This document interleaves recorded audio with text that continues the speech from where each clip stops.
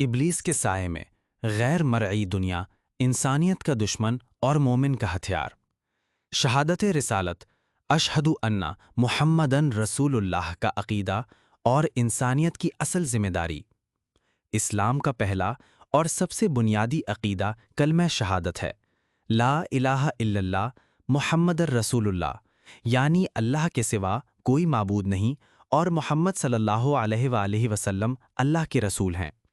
اس کلمے کا پہلا حصہ یعنی توحید اس بات کا اعلان ہے کہ ہماری زندگی اور ہماری عبادتوں کا محور صرف اور صرف اللہ کی ذات ہے، جبکہ کلمے کا دوسرا حصہ اشہد ان محمدن رسول اللہ، یعنی میں گواہی دیتا ہوں کہ محمد صلی اللہ علیہ وآلہ وسلم اللہ کے رسول ہیں، ہمیں اس توحید کے راستے کی صحیح سمت دکھاتا ہے۔ یہ شہادت صرف ایک زبانی اقرار نہیں بلکہ ایک عہد ہے جس کے تحت ہم محمد صلی اللہ علیہ وآلہ وسلم کی رسالت، نبوت اور ان کی تعلیمات کو اپنی زندگی کا حصہ بنا لیتے ہیں۔ یہ شہادت ہمیں یہ بھی سمجھاتی ہے کہ اللہ تک پہنچنے کا واحد راستہ نبی صلی اللہ علیہ وآلہ وسلم کی سنتوں کی پیروی اور ان کے عطا کردہ علم کی روشنی میں ہی طے کیا جا سکتا ہے۔ جب ہم یہ گواہی دیتے ہیں تو ہم دراصل ابلیس جیسے گمراہ کن قوتوں کے مقابلے میں اللہ کے مقرر کردہ قائد کے جھنڈے تلے جمع ہوتے ہیں۔ یہ وہ قائد ہیں جو خود اللہ کے حکم سے انسانیت کو سیدھا راستہ دکھانے کے لیے بھیجے گئے اور جن کی تعلیمات کے ذریعے ہی ہم اپنے اصلی دشمن یعنی ابلیس کو پہچان سکتے ہیں۔ ابلیس نے اپنی تباہی و بربادی کے بعد اللہ سے جو مہلت مانگی تھی، اس کا مقصد انسان کو گمراہ کرنا تھا۔ یہ گمراہی صرف بے راہ روی اور گناہوں تک محدود نہیں ہے، بلکہ اس کا بنیادی مقصد انسان کو اس کی اصل ذمہ داری اور مقصد تخلیق سے ہٹانا ہے۔ اور وہ مقصد کیا ہے؟ وہ مقصد ہے اللہ کی بندگی و اطاعت۔ انسان کی تخلیق کا مقصد۔ قرآن سورۃ الذاریات 56۔ قرآن کریم میں اللہ سبحانہ و تعالیٰ نے انسان کی تخلیق کے مقصد کو انتہائی واضح انداز میں بیان فرما دیا ہے۔ سورۃ الذاریات میں ارشاد ہے، وَمَا خَلَقْتُ الْجِنَّ وَالْإِنسَ إِلَّا لِيَعْبُدُونَ، اور میں نے جنوں اور انسانوں کو اس لیے پیدا کیا ہے کہ وہ میری ہی عبادت کریں۔ یہ آیت انسان کی زندگی کا مرکزی نقطہ ہے، اس کے تمام وجود کا حاصل اور اس کی اصل ذمہ داری کا خلاصہ ہے۔ اللہ نے ہمیں بے مقصد پیدا نہیں کیا، نہ ہی ہماری تخلیق کا مقصد صرف کھانا، پینا، جینا اور مرنا ہے۔ ہماری زندگی کا ہر عمل، ہر قدم اور ہر سوچ کا محور اور مقصد صرف اور صرف اللہ کی بندگی ہونا چاہیے۔ اس عبادت کا مفہوم کیا ہے؟ یہاں عبادت کا مفہوم صرف نماز، روزہ اور تسبیح تک محدود نہیں ہے، اگرچہ یہ اس کا ایک اہم حصہ ہے۔ حقیقی عبادت کا مطلب زندگی کے ہر شعبے میں اللہ کے احکام اور نبی صلی اللہ علیہ وآلہ وسلم کی سنتوں کی پیروی کرنا ہے۔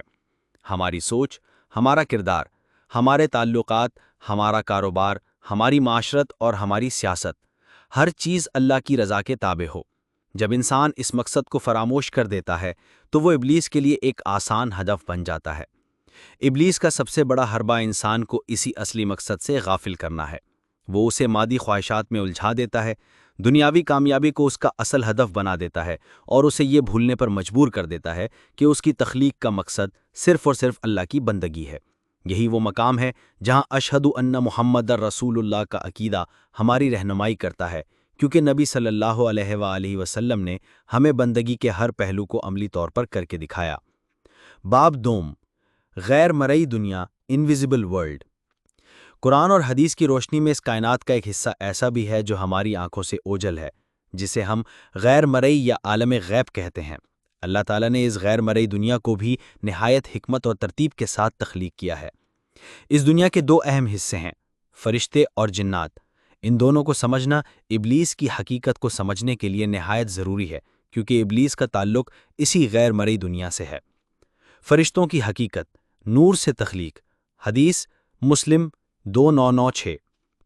فرشتے اللہ کی نورانی مخلوق ہیں، یہ نہ مرد ہیں نہ عورت، نہ کھاتے ہیں نہ پیتے ہیں۔ ان کا کام ہر حال میں اللہ کی تسبیح و حمد اور اس کے احکام کی اطاعت کرنا ہے۔ انہیں اللہ نے جو ذمہ داری سونپی ہے وہ اس سے ایک انچ بھی انحراف نہیں کرتے۔ صحیح مسلم کی ایک حدیث میں اس حقیقت کو واضح طور پر بیان کیا گیا ہے، ان عائشۃ قالت قال رسول اللہ صلی اللہ علیہ وآلہ وسلم خلقت الملائکۃ من نور وخلق الجان من مارج من نار وخلق آدم مما وصف لکم۔ مسلم 2996۔ ام المومنین عائشہ رضی اللہ عنہا سے روایت ہے، رسول اللہ صلی اللہ علیہ وآلہ وسلم نے فرمایا، فرشتے نور سے پیدا کیے گئے، جنات آگ کی شولی سے پیدا کیے گئے، اور آدم علیہ السلام کو اس چیز سے پیدا کیا گیا جس کا تمہارے لیے بیان کیا گیا ہے۔ جنات کی حقیقت، آگ سے تخلیق۔ جنات کی تخلیق بھی فرشتوں کی طرح غیر مرئی ہے، لیکن ان کا جوہر مختلف ہے۔ انہیں آگ کے شعلے یعنی مارج سے پیدا کیا گیا ہے۔ انسانوں کی طرح جنات بھی مکلف ہیں، یعنی انہیں بھی نیکی اور بدی میں سے کسی ایک کا انتخاب کرنے کا اختیار دیا گیا ہے۔ یہی وجہ ہے کہ جنات میں بھی مومن، کافر، نیک اور بد ہوتے ہیں۔ ابلیس اسی جنات میں سے تھا، اور اسی آزاد مرضی کی وجہ سے اس نے اللہ کے حکم سے سرتابی کی تھی۔ انسان اور حیوانات میں فرق، شعور اور خود شعوری۔ انسان کی تخلیق کا ایک خاص پہلو اس کا شعور اور خود شعوری ہے۔ حیوانات بھی جیتے ہیں، کھاتے ہیں اور بچے پیدا کرتے ہیں، لیکن ان میں خود شناسی اور خود شعوری نہیں ہوتی۔ وہ اپنی ذات، اپنی تخلیق کے مقصد اور اپنے انجام کے بارے میں غور و فکر نہیں کر سکتے۔ انسان واحد ایسی مخلوق ہے جسے یہ صلاحیت دی گئی ہے کہ وہ اپنے آپ سے سوال کرے، میں کون ہوں، میں یہاں کیوں ہوں اور مجھے کہاں جانا ہے۔ یہی وہ خود شعوری ہے جو انسان کو ایک خاص مقام دیتی ہے، اور یہی وہ کمزوری بھی ہے جس پر ابلیس سب سے زیادہ حملہ ور ہوتا ہے۔ قرآن کا غیر مری دنیا پر زور۔ البقرہ 3۔ قرآن کریم میں شروع سے ہی ایمان بالغیب یعنی غیر مری حقائق پر ایمان رکھنے کی تاکید کی گئی ہے۔ سورہ البقرہ کی ابتدائی آیات میں اہل ایمان کی صفات بیان کرتے ہوئے اللہ تعالیٰ فرماتا ہے، الذین یؤمنون بالغیب ویقیمون الصلاۃ ومما رزقناہم ینفقون۔ جو لوگ غیب پر ایمان لاتے ہیں، نماز قائم کرتے ہیں، اور جو کچھ ہم نے انہیں رزق دیا ہے اس میں سے خرچ کرتے ہیں۔ یہ آیت اس بات کی دلیل ہے کہ اسلام کا بنیادی عقیدہ ہی غیر مری حقائق یعنی فرشتوں، جنات، جنت و دوزخ پر یقین رکھنا ہے۔ ابلیس کا وجود بھی اسی عالم غیب کا حصہ ہے، اور اس پر ایمان لانا بھی ایمان کا ایک لازمی جزو ہے۔ اس لیے ابلیس کے بارے میں جاننا دراصل ایمان کو مزید پختہ کرنا ہے۔ باب 3۔ حضرت جبرائیل علیہ السلام کے حقائق۔ جب ہم غیر مری دنیا اور اس میں موجود مخلوقات کی بات کرتے ہیں تو ان میں سب سے اہم، طاقتور اور مکرم فرشتہ حضرت جبرائیل علیہ السلام ہیں۔ یہ وہ ہستی ہیں جن کا ذکر قرآن و حدیث میں کثرت سے آیا ہے اور جن کا انسانیت کی تاریخ میں ایک بنیادی کردار رہا ہے۔ حضرت جبرائیل کا تعارف اور ان کا منصب۔ وحی کے امین۔ سورۃ الشعراء 193 سے 194۔ حضرت جبرائیل علیہ السلام اللہ تعالیٰ کے سب سے معزز اور مکرم فرشتے ہیں، جن کی سب سے بڑی ذمہ داری انبیاء کرام تک اللہ کا پیغام یعنی وحی پہنچانا ہے۔ اسی وجہ سے انہیں روح القدس اور روح الامین بھی کہا جاتا ہے۔ قرآن کریم میں اللہ تعالیٰ نے ان کا تعارف ان الفاظ میں کروایا، نزل بہ الروح الامین علی قلبک لتکون من المنذرین۔ اس قرآن کو امانت دار روح نے آپ کے دل پر نازل کیا ہے تاکہ آپ ڈرانے والوں میں سے ہو جائیں۔ سورۃ الشعراء 193 سے 194۔ یہ آیت واضح کرتی ہے کہ ان کا منصب صرف ایک قاصد کا نہیں، بلکہ وہ اللہ کے پیغام کے امین ہیں اور ان کے دل پر یہ وحی نازل ہوئی ہے۔ شکل و صورت کا ذکر حدیث بخاری 3234، مسلم 177۔ فرشتوں کی طرح جبرائیل علیہ السلام کی اصل شکل بھی انسانی عقل سے بالاتر ہے، تاہم احادیث سے ان کی عظمت اور ان کی ہیبت کا کچھ اندازہ ہوتا ہے۔ ایک مشہور حدیث میں نبی صلی اللہ علیہ وآلہ وسلم نے جبرائیل کو ان کی اصل شکل میں دیکھا تھا۔ عن ابن مسعود رضی اللہ عنہ قال رأى رسول اللہ صلی اللہ علیہ وسلم جبریل فی حلته له 600 جناح وفی روایت فسد الافق بجناح من اجنحته۔ بخاری 3234۔ ابن مسعود رضی اللہ عنہ سے روایت ہے کہ رسول اللہ صلی اللہ علیہ وآلہ وسلم نے جبرائیل علیہ السلام کو ان کی اصل حالت میں دیکھا۔ ان کے 600 پر تھے۔ ایک اور روایت میں ہے کہ ان کے ایک پر نے افق یعنی آسمان کے کنارے کو ڈھک لیا تھا۔ مسلم 177۔ نبی صلی اللہ علیہ وآلہ وسلم کے ساتھ مختلف مواقع پر حضرت جبرائیل علیہ السلام کی آمد۔ غار ہرا، معراج، غزوات۔ حضرت جبرائیل علیہ السلام نے رسول اللہ صلی اللہ علیہ وآلہ وسلم کی حیات مبارکہ کے دوران مختلف مواقع پر ان سے ملاقاتیں کیں۔ غار حرا۔ نبوت کے آغاز میں جبرائیل علیہ السلام غار حرا میں آئے اور پہلی وحی اقرا یعنی پڑھو کے ساتھ نبی صلی اللہ علیہ وآلہ وسلم کو نبوت کے اعزاز سے سرفراز کیا۔ معراج۔ شب معراج کے موقع پر وہ نبی صلی اللہ علیہ وآلہ وسلم کے ساتھ تھے اور سدرۃ المنتہا تک ان کے ہمراہ سفر کیا۔ غزوات۔ غزوہ بدر اور غزوہ احد جیسے معرکوں میں وہ مومنین کی مدد کے لیے اللہ کے حکم سے فرشتوں کی فوج کے ساتھ شامل ہوئے۔ ان کا کردار نبیوں تک پیغام پہنچانا، مومنین کی مدد، عذاب پہنچانا۔ سورۃ التکویر 20-21۔ جبرائیل علیہ السلام کا کردار صرف وحی کی ترسیل تک محدود نہیں ہے، قرآن کریم میں انہیں کئی اہم ذمہ داریوں کے ساتھ ذکر کیا گیا ہے۔ وحی کا امین، وہ انبیاء کرام تک اللہ کے پیغامات لاتے ہیں۔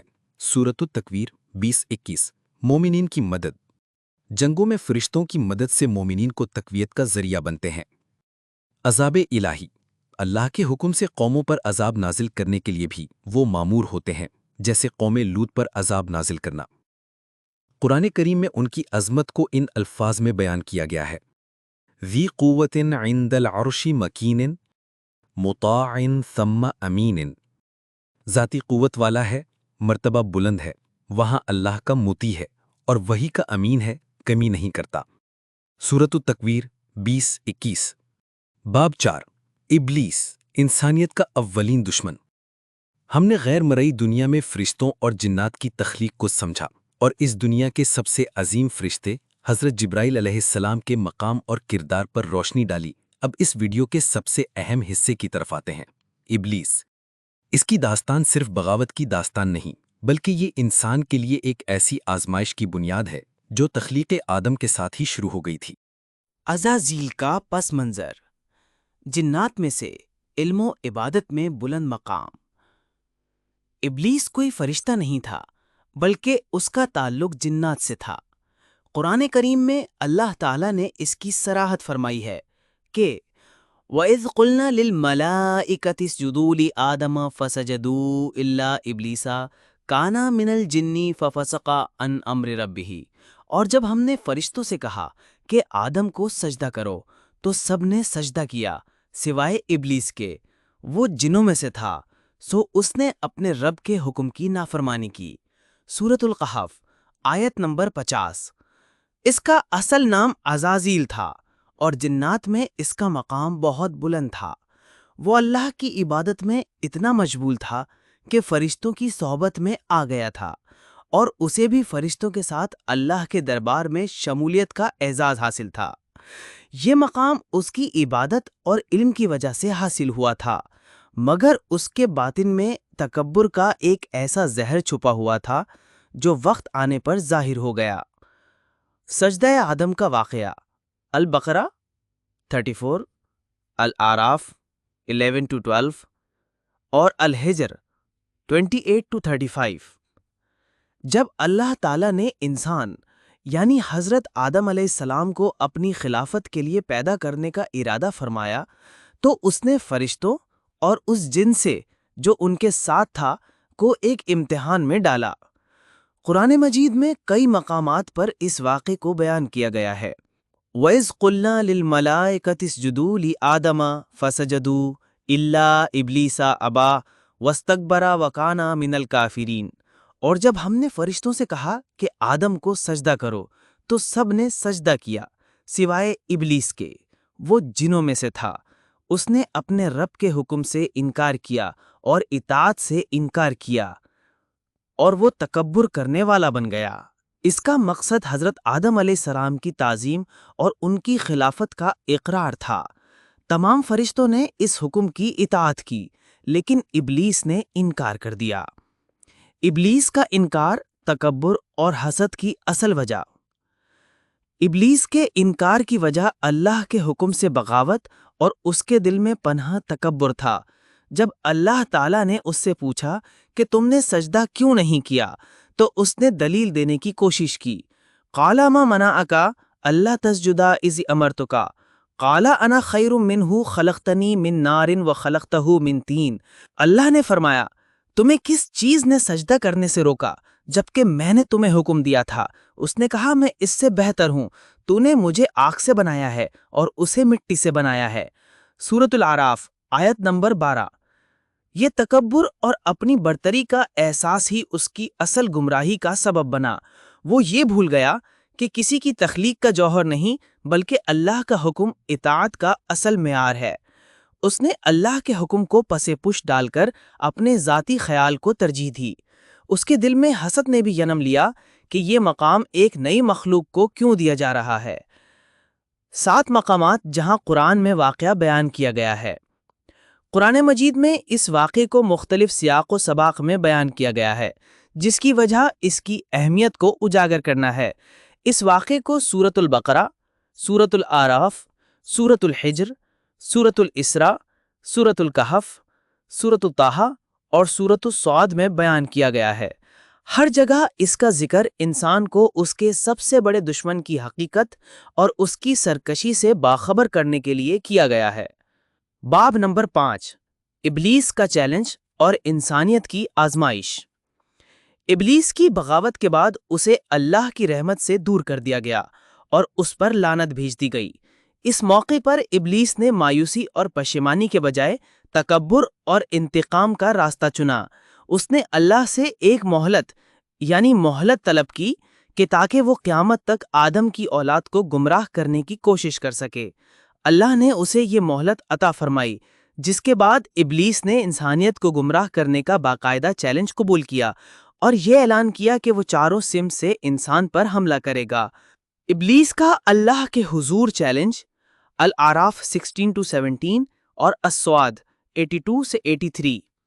جب ابلیس کو جنت سے نکال دیا گیا تو اس نے اللہ کے حضور اپنی گمراہی کی وجہ بیان کرتے ہوئے کہا کہ اس کی گمراہی کا باعث آدم کی وجہ سے ہے۔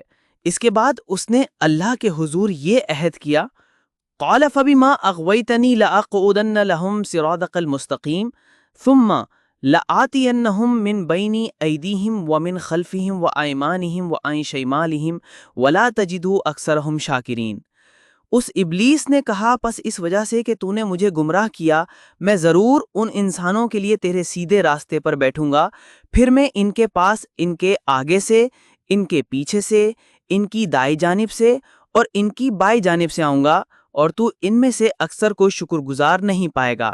سورۃ الاعراف آیت نمبر 16-17۔ اسی طرح کی بات اس نے سورۃ الصاد میں بھی کہی، قال ربی فانذرنی الی یوم یبعثون قال فإنک من المنذرین الی یوم الوقت المعلوم قال فبعزتک لاغوینہم اجمعین الا عبادک منہم المخلصین۔ اس نے کہا اے میرے رب مجھے اس دن تک مہلت دے جب لوگ اٹھائے جائیں۔ اللہ نے فرمایا تجھے مہلت دی جاتی ہے ایک معلوم وقت کے دن تک۔ ابلیس نے کہا تیری عزت کی قسم میں ان سب کو ضرور گمراہ کروں گا سوائے ان بندوں کے جو تیرے مخلص ہیں۔ سورۃ الصاد آیت نمبر 79-83۔ حملہ 4 سمت سے، آگے پیچھے دائیں بائیں۔ ابلیس کے اس چیلنج کی وضاحت میں مفسرین نے مختلف تشریحات بیان کی ہیں۔ آگے سے حملہ، اس سے مراد دنیا کی خواہشات اور مستقبل کی لمبی امیدیں پیدا کرنا ہے جو انسان کو آخرت سے غافل کر دیں۔ پیچھے سے حملہ، اس کا مطلب ماضی کی فضولیات میں الجھا کر اور ان کی یاد دلا کر انسان کو توبہ اور نیک عمل سے دور رکھنا ہے۔ دائیں سے حملہ، یہ نیکی کے راستے میں گمراہ کرنا، یعنی انسان کو نیک کام کرنے کے بجائے دکھاوا اور ریاکاری میں ڈال دینا ہے۔ بائیں سے حملہ، یہ کھلے گناہوں اور برائیوں کی طرف دعوت دینا ہے۔ دائیں سے حملہ، یہ نیکی کے راستے میں گمراہ کرنا، یعنی انسان کو نیک کام کرنے کے بجائے دکھاوا اور ریاکاری میں ڈال دینا ہے۔ بائیں سے حملہ، یہ کھلے گناہوں اور برائیوں کی طرف دعوت دینا ہے۔ مخلص بندوں کا استثناء۔ ابلیس نے اپنے چیلنج میں ایک استثناء بیان کیا، سوائے ان بندوں کے جو تیرے مخلص ہیں۔ اس کا مطلب ہے کہ ابلیس کا حملہ ان لوگوں پر کامیاب نہیں ہو سکتا جو اپنی ایمان اور عمل میں خالص اور سچے ہیں۔ اخلاص سے مراد یہ ہے کہ انسان کا ہر عمل، ہر قدم اور ہر سوچ صرف اور صرف اللہ کی رضا کے لیے ہو۔ جب انسان اپنے ہر فعل کو اللہ کے لیے خالص کر لیتا ہے تو وہ شیطان کے حملوں سے محفوظ ہو جاتا ہے۔ حزب الشیطان اور حزب اللہ۔ قرآن کریم میں انسانوں کو 2 گروہوں میں تقسیم کیا گیا ہے، حزب الشیطان یعنی شیطان کا گروہ، اور حزب اللہ یعنی اللہ کا گروہ۔ استحوذ علیہم الشیطان فانساہم ذکر اللہ اولئک حزب الشیطان الا ان حزب الشیطان ہم الخاسرون۔ ان پر شیطان غالب آ گیا ہے تو اس نے ان کو اللہ کا ذکر بھلا دیا ہے، یہ شیطان کا گروہ ہیں، سن لو بلا شبہ شیطان کا گروہ ہی نقصان اٹھانے والا ہے۔ سورۃ المجادلہ آیت 19۔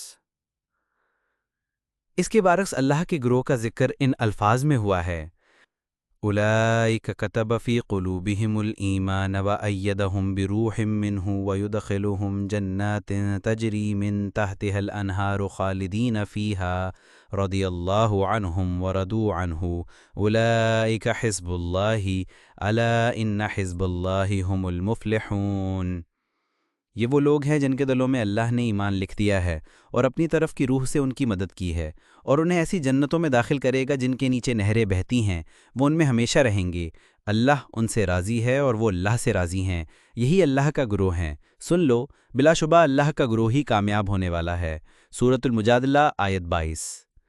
ابلیس کا چیلنج واضح ہے، وہ انسان کو اللہ کے راستے سے ہٹا کر اپنے گروہ میں شامل کرنا چاہتا ہے۔ انسانی زندگی کا اصل امتحان یہی ہے کہ ہم ان دونوں گروہوں میں سے کس کا حصہ بنتے ہیں۔ باب 6، ابلیس کی فوج اور اس کے ایجنٹ۔ ابلیس اکیلا انسان کو گمراہ کرنے کا کام نہیں کرتا، بلکہ اس نے ایک مکمل فوج اور ایک منظم نظام قائم کر رکھا ہے۔ یہ فوج اس کے پیروکاروں پر مشتمل ہے جو ہر وقت انسان کو بہکانے کی کوشش میں لگے رہتے ہیں۔ یہ فوج اور اس کے ایجنٹ دو طرح کے ہیں، جنات میں سے اور انسانوں میں سے۔ جناتی شیاطین اور ان کا طریقہ واردات وسوسہ۔ شیطان کا سب سے بڑا ہتھیار وسوسہ ہے۔ وسوسے کا مطلب ہے دل میں چھپ کر برے خیالات اور شبہات پیدا کرنا۔ یہ وسوسے غیر مرغئی ہوتے ہیں اور انسان کو محسوس بھی نہیں ہوتا کہ یہ خیال کہاں سے آیا۔ قرآن کریم میں اللہ تعالیٰ نے اس بات کی وضاحت فرمائی ہے کہ وسوسہ جنوں اور انسانوں دونوں میں سے آ سکتا ہے۔ قل اعوذ برب الناس ملک الناس الہ الناس من شر الوسواس الخناس الذی یوسوس فی صدور الناس من الجنۃ والناس۔ کہہ دو میں لوگوں کے رب کی، لوگوں کے بادشاہ کی، لوگوں کے معبود کی پناہ مانگتا ہوں اس وسوسہ ڈالنے والے کی برائی سے جو بار بار پلٹ کر آتا ہے، جو لوگوں کے سینوں میں وسوسہ ڈالتا ہے، جنوں میں سے بھی اور انسانوں میں سے بھی۔ ابلیس کی حکمت عملی، انسانوں کو ایک دوسرے کے خلاف استعمال کرنا۔ ابلیس کی حکمت عملی کا ایک اہم حصہ یہ بھی ہے کہ وہ انسانوں کو ہی اپنے مقاصد کے لیے استعمال کرتا ہے۔ وہ انسانوں میں سے ایسے ایجنٹ تیار کرتا ہے جو دوسروں کو گمراہ کرنے کا ذریعہ بنتے ہیں۔ یہ گمراہ کن لوگ اپنے ساتھیوں کو اللہ کے راستے سے ہٹانے کے لیے مختلف طریقوں کا استعمال کرتے ہیں، جیسے جھوٹی باتیں، شبہات اور دنیاوی لذتوں کی طرف دعوت دینا۔ وَكَذَلِكَ جَعَلْنَا لِكُلِّ نَبِيٍّ عَدُوًّا شَيَاطِينَ الْإِنسِ وَالْجِنِّ يُوحِي بَعْضُهُمْ إِلَى بَعْضٍ زُخْرُفَ الْقَوْلِ غُرُورًا۔ اور اسی طرح ہم نے ہر نبی کے لیے انسانوں اور جنات میں سے دشمن بنا دیے جو ایک دوسرے کو دھوکے کے لیے خوشنما باتیں سکھاتے تھے۔ سورۃ الفرقان آیت 31۔ ابلیس کا تخت سمندر پر اور اس کے گروہ کی کارکردگی۔ صحیح مسلم کی ایک مشہور حدیث میں ابلیس کے اس نظام کی کارکردگی کے ذکر آیا ہے۔ عن جابر قال قال رسول اللہ صلی اللہ علیہ وسلم ان ابلیس یضع عرشہ علی الماء ثم یبعث سرایاہ فادناہم منہ منزلۃ اعظمہم فتنۃ۔ حضرت جابر رضی اللہ عنہ سے روایت ہے کہ رسول اللہ صلی اللہ علیہ وآلہ وسلم نے فرمایا، ابلیس اپنا تخت پانی پر رکھتا ہے، پھر اپنے لشکر بھیجتا ہے۔ اس کے نزدیک سب سے زیادہ مرتبہ والا وہ ہے جو سب سے بڑا فتنہ ڈالتا ہے۔ اس حدیث میں مزید بتایا گیا ہے کہ ابلیس کے قارندے جب واپس آتے ہیں اور اپنی کارکردگی بیان کرتے ہیں تو ان میں سے جو سب سے بڑا فتنہ یعنی شوہر اور بیوی کے درمیان علیحدگی ڈالنے میں کامیاب ہوتا ہے، ابلیس اس کو اپنے قریب بٹھاتا ہے۔ یہ اس بات کی دلیل ہے کہ ابلیس اور اس کی فوج کی سب سے بڑی کوشش انسان کے تعلقات اور اس کے ایمان کو تباہ کرنا ہے۔ باب 7، شیطان کے حملوں سے بچاؤ اور مومن کا ہتھیار۔ ابلیس کے حملوں اور اس کے حکمت عملی کو سمجھنے کے بعد یہ سوال پیدا ہوتا ہے کہ ہم اس سے کیسے بچ سکتے ہیں؟ اس کا جواب اللہ تعالیٰ نے ہمیں قرآن اور اپنے رسول صلی اللہ علیہ وآلہ وسلم کی تعلیمات میں بہت واضح طور پر دے دیا ہے۔ شیطان سے بچاؤ کا سب سے بڑا ذریعہ اللہ کی پناہ اور اس کی یاد ہے۔ اللہ کی پناہ مانگنا اور ذکر شیطان کا حملہ جب بھی محسوس ہو تو سب سے پہلا اور سب سے مؤثر ہتھیار اللہ کی پناہ مانگنا ہے۔ قرآن کریم میں اللہ تعالیٰ نے مسلمانوں کو یہ طریقہ سکھایا ہے۔ وَإِنْمَا يَنزَغَنَّكَ مِنَ الشَّيْطَانِ نَزْغٌ فَاسْتَعِذْ بِاللَّهِ إِنَّهُ سَمِيعٌ عَلِيمٌ۔ اور اگر شیطان کی طرف سے تمہیں کوئی وسوسہ آئے تو اللہ کی پناہ مانگ لو، بے شک وہ سب کچھ سننے والا، سب کچھ جاننے والا ہے۔ سورۃ الاعراف آیت 200۔ اس کے ساتھ ساتھ اللہ کا مسلسل ذکر اور اس کی یاد ہمیں شیطان کے وسوسوں سے محفوظ رکھتی ہے۔ نماز، قرآن کی تلاوت، تسبیح اور استغفار جیسے اعمال ہماری روح کو مضبوط کرتے ہیں اور شیطان کو دور بھگاتے ہیں۔ فَإِذَا قَرَأْتَ الْقُرْآنَ فَاسْتَعِذْ بِاللَّهِ مِنَ الشَّيْطَانِ الرَّجِيمِ۔ جب تم قرآن پڑھو تو شیطان مردود سے اللہ کی پناہ مانگ لیا کرو۔ سورۃ النحل آیت 98۔ قرآن و سنت کی پیروی گمراہی سے بچنے کا واحد راستہ۔ آل عمران آیت 31۔ ابلیس کے حملوں سے بچنے کا سب سے بڑا اور جامع حل اللہ کے کلام یعنی قرآن اور اس کے رسول صلی اللہ علیہ وآلہ وسلم کی پیروی ہے۔ یہی وہ راستہ ہے جس پر چل کر انسان اللہ کا محبوب بن سکتا ہے اور شیطان سے بچ سکتا ہے۔ قرآن کریم میں اللہ تعالیٰ نے ارشاد فرمایا، قُلْ إِن كُنتُمْ تُحِبُّونَ اللَّهَ فَاتَّبِعُونِي يُحْبِبْكُمُ اللَّهُ وَيَغْفِرْ لَكُمْ ذُنُوبَكُمْ وَاللَّهُ غَفُورٌ رَحِيمٌ۔ کہہ دیجئے کہ اگر تم اللہ سے محبت رکھتے ہو تو میری پیروی کرو، اللہ تم سے محبت کرے گا اور تمہارے گناہ بخش دے گا، اور اللہ بہت بخشنے والا، بہت رحم کرنے والا ہے۔ سورۃ آل عمران آیت 31۔ اس آیت میں یہ واضح کر دیا گیا ہے کہ اللہ کی محبت کا دعویٰ صرف اسی صورت میں سچا ہے جب ہم اس کے رسول صلی اللہ علیہ وآلہ وسلم کی پیروی کریں۔ قرآن و سنت کی اطاعت پر حدیث، مستدرک حاکم 318۔ اس کی اہمیت کو نبی صلی اللہ علیہ وآلہ وسلم نے اپنے آخری خطبے میں بھی واضح فرمایا۔ عن ابن عباس قال قال رسول اللہ صلی اللہ علیہ وسلم ترکت فیکم ما لم تضلوا بعدہ ان اعتصمتم به کتاب اللہ و سنتی۔ حضرت ابن عباس رضی اللہ عنہما سے روایت ہے کہ رسول اللہ صلی اللہ علیہ وآلہ وسلم نے فرمایا، میں تم میں دو چیزیں چھوڑے جا رہا ہوں، جب تک تم انہیں مضبوطی سے پکڑے رہو گے کبھی گمراہ نہیں ہوگے، وہ ہیں اللہ کی کتاب اور میری سنت۔ یہ دونوں چیزیں یعنی قرآن اور سنت ہمارے لیے ایک مضبوط ڈھال ہیں جو ہمیں ابلیس کی گمراہیوں سے بچاتی ہیں اور ہمیں سیدھے راستے پر رکھتی ہیں۔ یہی وہ ہتھیار ہیں جو مومن کو اس کے سب سے بڑے دشمن کے مقابلے میں کامیاب کرتے ہیں۔